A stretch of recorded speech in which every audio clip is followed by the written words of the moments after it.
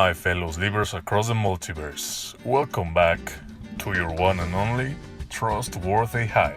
So, MTG, EDH, cEDH, BB8, C3P, I mean cEDH, of course, cEDH. That's what we're talking about today. There's something about broken spells and combos that I know many of us find totally fascinating. Settling the petty differences you have with your playgroup from past games on the battlefield is super fun, don't get me wrong, but sometimes having an all-out war on the stack instead of on the battlefield can be very interesting as well. That's one of the things I love about competitive Commander, or cEDH as we usually call it. But Uncle Sliver, aren't cEDH decks as expensive as a car or a house? There's just no way I could ever afford to play Commander on that kind of level. I ain't gonna lie, my fellow Slivers, revealing some of the most powerful, most fine-tuned cEDH decks is gonna cost you hundreds or even thousands of dollars. As it is now usual nowadays in Magic the Gathering, most of the prize will come from lands and expensive mana rocks. Duels, fetches, Mox Diamond, Chrome Mox, Mana Crypt, Mana Vault. I'm just naming some of the most famous offenders. However, not every single card that sees play in cEDH is $100 or more. Hell, some of them are commons that barely cost $1. What's more, I believe a bunch, if not all of these cards would massively improve the regular decks you already have. Almost all Magic the Gathering formats tend to become faster, more powerful, and more mana efficient with time. Commander is not the exception. Even if something like cEDH is not your jam, you're probably not gonna do very well at the most casual of tables if your deck is loaded with too many 8, 7, 6, or even 5 converted mana cost spells. Hell, even running too many 4 CMC spells is kinda pushing it in most formats these days. So I think there's actually a good lesson we can learn from formats like Modern, Legacy, Vintage, or in this case, Commander in its cEDH form. Efficiency is power. And that's why today we're gonna check 5 cEDH staples for each color that you can start collecting if you ever wanna play well cEDH, or if you just wanna optimize your existing Commander decks without busting the bank. Let us begin. We'll start with white. Swords to Plowshares is currently a $3 card and an absolute must for white decks. No one cares about life totals unless they are 0 or infinite, and even in those cases there are ways to still win or lose. So you should always read Swords to Plowshares as a 1 mana, exile pretty much anything spell. Repeat after me one more time. Efficiency is power. Our second pick for white is gonna be Stony Silence or Kataki War's Wage. But Uncle Sliver, you might be asking, isn't cEDH the format of powerful mana rocks and artifacts? Aren't these cards kinda then? Well, as with a lot of similar MTG cards, you should always know how and when to play this kind of spells. If you are playing some sort of stacks deck that runs white, your goal is to slow down your opponents so much that it will be irrelevant if you also slow yourself down a little bit. You just wanna lock them out of the game entirely, so you combo out for the win when the time comes. My third pick for white is Ethersworn Canonist. This little cleric might not look like much, but dear Sliver Overlord, is she a pain if she sticks. Remember how I said cEDH games are usually won on the stack rather than on the battlefield? Yeah, the Canonist isn't going to allow anyone to use the stack that much. Again, play it to your favor and your opponents will be in deep trouble. Number 4 for white is Aven Mind Sensor. The amount of fetching and tutoring in cEDH is, as you probably already suspect, too damn high. So every time this bird wizard sneaks in, well, salt happens. And number 5 is Sevin's Reclamation. Almost every relevant permanent during a cEDH game is 3 CMC or less. So this is a reanimator effect, and not only for creatures, for 3 mana. Oh yeah, and it has flashback for 5, which then allows you to copy that damn thing. My bonus pick for a white card that sees play in cEDH that is not less than $5 but not $100 either would be Smothering Tithe. Just pick your copy already, okay? The Tithe, it's the real deal. Now it's Blue's turn. Oh boy, do we have some gems here. Of course they had to be blue. First, there is Mental Misstep. It's so good. But wait, Uncle Sliver, it only counters 1 CMC spells. It's crap. No, Timmy, it's free. Soul Ring, Mana Vault, Swords to Plowshares, Swan Song, Vampiric Tutor, Imperial Seal, all the blasts, Carpet of Flowers, Green Sun Zenith. Oh yeah, in cEDH there's an actual meta, and Mental Misstep kinda counters a lot of those things. At number 2 I have Model the Mixture. You know what else is power besides efficiency? Versatility. At number 3 I have Narset, Parter of Veils. Because of course I was going to include Narset. She stops opponents from drawing extra cards while digging for more answers. I've mentioned how awesome Narset is so much in this channel that I should just make a complete video about her, to be honest. Number 4 is Windfall, which by the way does a little combo with Narset that, oh, well, it's over 9,000 in the scale of pure salt. But if you don't have Narset out when you play this, it doesn't matter, it's just such a good card.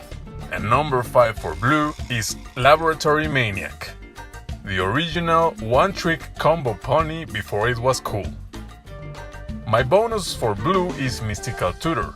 Not cheap, but not as expensive as other blue cards, and yet an absolute must if you play blue. Now let's move on to black. Dark Ritual is the picture you get if you look for fast mana on an encyclopedia. With all the mana rocks and shenanigans in cEDH, you don't even need a land to have more than 3 mana on turn 1 with this thing. Last time I checked, more than 3 mana on turn 1, yeah, still broken. So number 2 obviously had to belong to Dark Ritual's slower yet more powerful in the late game cousin, Cabal Ritual. And because why would we stop there, how about a nice Cooling the Weak coming in at number 3. You don't need that Mana Dork or Swan Song token anymore, but you need 4 extra mana? You got it, you Necromancer son of a I know tutors can be expensive, especially the 1 mana black tutors from the before times.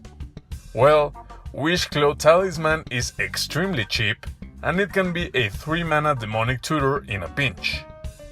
But Uncle Sliver, I don't want to give my opponents the chance to use it too. Well, Timmy, then use it to get the card that's gonna win you the game on the spot when you're ready to pull the trigger in a single turn. And for my 5th pick in black, I'm gonna go with Buried Alive. I know it's not as powerful or mana efficient as Entomb, but it's a hell of a lot cheaper in terms of money, of course, and it is also an amazingly powerful card in the right decks. Gotta tell you, my fellow Slivers, this wasn't easy for black because black cards can be very expensive, like expensive as hell. My bonus pick goes to Demonic Consultation, a favorite of mine that I run in my Kess Dissident Mage deck. 1 mana, exile your whole library spell. That's good. Oh well, it's Red's turn, the color that many consider the worst in Commander. But guess what? There are actually some really cool and powerful red cEDH staples. Number 1 is Pyroblast or Red Elemental Blast, a 1 mana on everything that's blue spell. That's it. Just beautiful, isn't it? Number 2 is Underworld Breach. another amazing card which I also run in my cast deck because, wow, so much value. If you're ready to go off, Underworld Bridge has your back. cEDH is the format of fast mana and cheap or even free mana rocks, right? Well, Shattering Spree can take out as many of those pesky artifacts as your access to red mana will allow you to. Pretty sweet card. Number 4 is Faithless Looting. You know, that one card that died for the sins of a dude named Hogak in Modern? As it turns out, graveyard strategies are also pretty good in cEDH. So, Faithless Looting is yet another 1 CMC spell that really shines in the right decks. Last but not least, I had to include Simian's Spirit Guide. Look, I get it. Red is the worst in Commander. cEDH is not the exception. So you gotta take every single advantage you can get from anywhere you can. My bonus pick for red goes to Dockside Extortionist. I remember many people in the Commander community saying this card would be I mean, it's just so conditional, right? But is it? Like, really?